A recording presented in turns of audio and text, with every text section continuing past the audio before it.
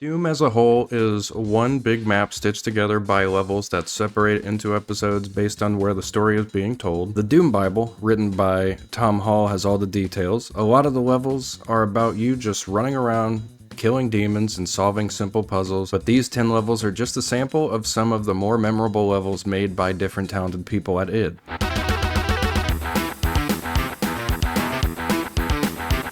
Made by John Romero, this level is where everything started. This one might be an easy one, but that shouldn't take away its credit. The first time you ever popped in that Doom floppy disk, this was the level that started your journey as the Doom Slayer. The first ever secret, the first ever demon encounter, all of it began in this very location.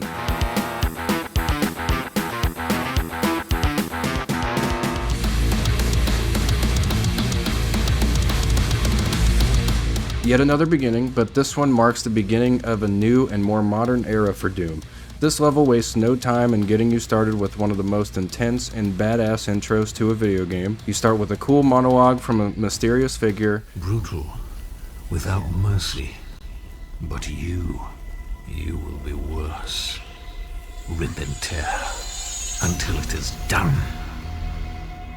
And boom, you wake up being attacked by zombies and free yourself from the chains holding you down. Paying homage to the original, you start with a pistol in your fists, you pick up your armor, get your objective, then you start killing a bunch of demons. At the end of the level, the game hypes you up for the rest of the journey to come. Take full responsibility for the horrible events of the last 24 hours, but you must understand. Our interest in their world was purely for the betterment of mankind. Everything has clearly gotten out of hand now, yes. But it was worth the risk, I assure you.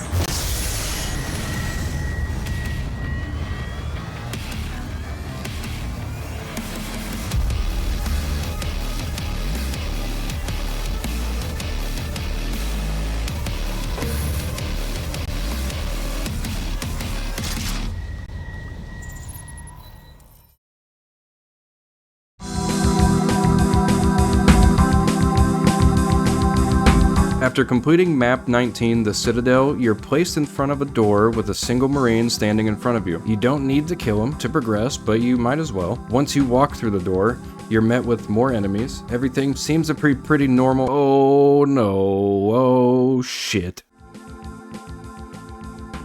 Having to deal with a cyber demon is one thing, but when you put a spider mastermind right next to it, you're in for one hell of a ride. Of course, experts know this cool little feature called friendly fire. Bait the two bosses to fight, then kill the winner. To add salt to the wound though, after killing them and pressing the button, you're met with a Hell Knight and an Archvile. Sick. But when I went back to record this actually, I found this weird thing where I just kept interacting with this spot and a platform rose up. I genuinely did not know about this on my first time playing through. Turns out they were pretty nice about preparing you for the worst, so hell yeah. Get to the end of the level and you reach a checkpoint in the story. Thank you, John Romero.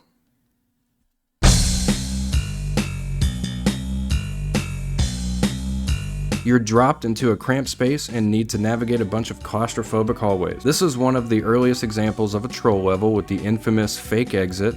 Grab the yellow skull key and find a conveniently placed yellow exit door pretty close to it. When you walk in the room, things are looking pretty good, right?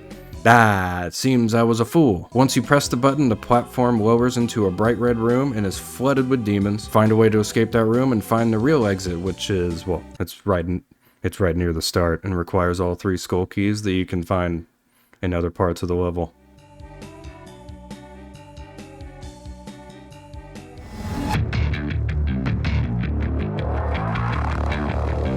I thought about putting Kadinger's Sanctum on this list too, but this game is full of memorable moments, and that stupid bitch Olivia Pierce doesn't deserve that kind of attention.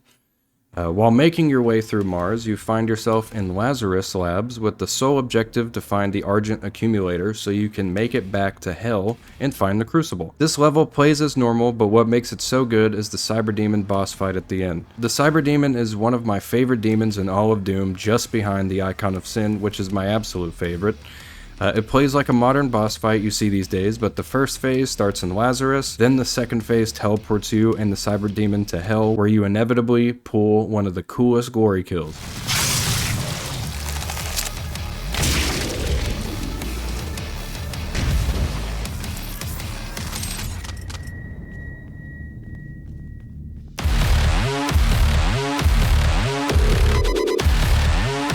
One of the coolest levels in all of Doom, and for many reasons. This level takes place in an Arctic facility that used to be owned by the UAC and now has been taken over by Die Granak, that's just what the name in the game says, to build a new enemy called the Doom Hunters. A major highlight of the level is how you obtain the super shotgun. Finishing off some leftover demons, you approach what looks like a control panel and you take possession of a Revenant where you control it and kill any incoming demons. After that, you pick up the super shotgun and bring it to the Doom guy. Once the perspective swaps back to the Slayer, you see the Revenant kneel down with both hands out holding the shotgun. The game gives you the option, actually, to kill the Revenant or spare it. Which will you choose?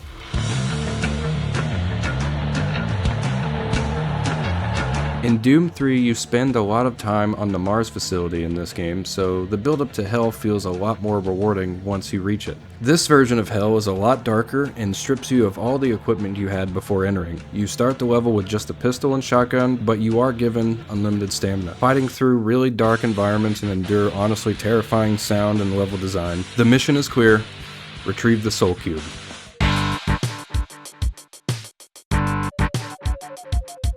As the name implies, this level is incredibly short and sweet. You start in a closed box with a button and super shotgun. Once you press the button, the walls lower and you discover that you're in a small arena filled with Mancubi and other cannon fodder. Killing the Mancubi will open the outside doors to let the Arachnotrons have their turn in trying to kill you. Kill them and activate 4 buttons and interact with the center pillar to end the level.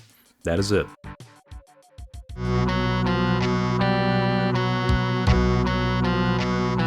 Probably the most unique level in all of the classic Doom games. You're in a circular room with a bunch of doors, some that need a key card, while the rest are unlocked. This level completely changes the pace on how you should approach things, with each room having a different encounter that varies in difficulty and complexity. Solve puzzles, kill a bunch of demons, and make sure you don't enter the wrong door at the wrong time.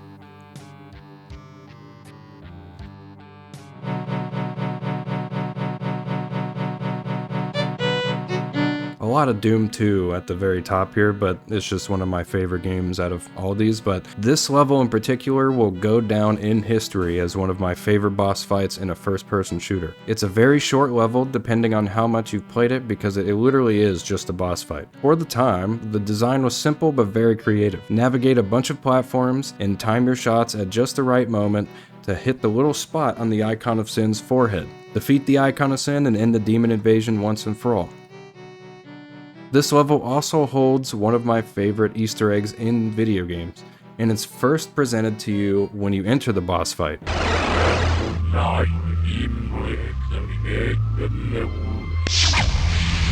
The audio seems weird, right? Well, turns out everyone thought the same thing. This is the classic move of reversing audio to make it sound demonic. Once you re-reverse the original game's audio, you're met with this quote. When the game must kill me, John. Okay, so apparently killing the Icon of Sin isn't the true ending of Doom 2, or John Romero is the Icon of Sin and responsible for all the hell you have endured, which is technically true. Turns out if you turn on no clipping and walk right into this spot on the wall, you will see John Romero's head on a stick, and if you shoot him a couple times, this will also trigger the end of the game. And those are the 10 selections of maps that I think are very iconic. And again, these are my personal opinions, so you might actually have a completely different list. Just make sure to let me know down in the comments. But I really do appreciate you for making to the end of this video. And because you were so kind to reach this part, I will give you some bonuses. Fun fact, Doom 2 only had 2 bonus levels, and they weren't exactly Doom related.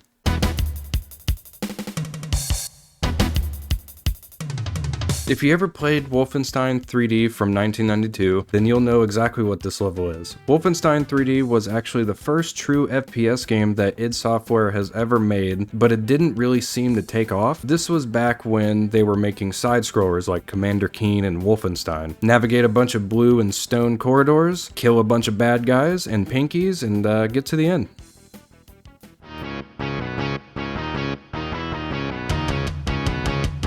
This is also a Wolfenstein themed level, but at a higher difficulty and much shorter. The walls are red this time, and you kill a few soldiers only to run to a fucking cyber demon. Thankfully, you are given a lot of room to dodge its shots. The other thing is at the very end of the level where you see 4 Commander Keens just hanging out.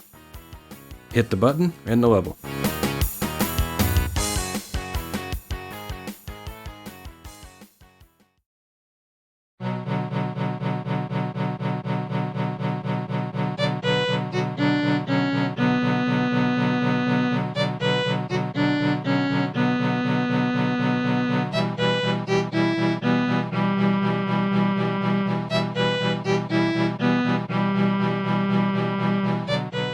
And that's really it for today's video. Over the years, Doom has had some incredible levels. Even if some of them kind of feel outdated now, I still have a bit of fun going back and playing through them. This is probably one of my most replayed games. I gotta re-evaluate that. I'm not entirely sure, but I play this game a lot over the years, and I just go through like the same levels all the time because I just enjoy playing the levels in this game. Took me quite a bit of time to put this all together. They're gonna have a bunch of more future videos coming out, Doom related again, for the rest of this month. Hopefully, if the timing is right, I should have a surprise for y'all at the end. I'll leave you with that. But thank you guys again so much for watching today's video. Make sure to leave a like if you did. Make sure to subscribe if you find yourself coming back to the channel, or if you're brand new, hit the bell notification so you get notified for every video that goes up. And make sure to let me know down in the comment section below what's your favorite Doom level. It could be from anything. It could be from Doom 1, Doom 2. It can be from one of the WAD mods, or however you call it, that were added to this game over the years. Thank you guys again so much for watching today's video. I love you all.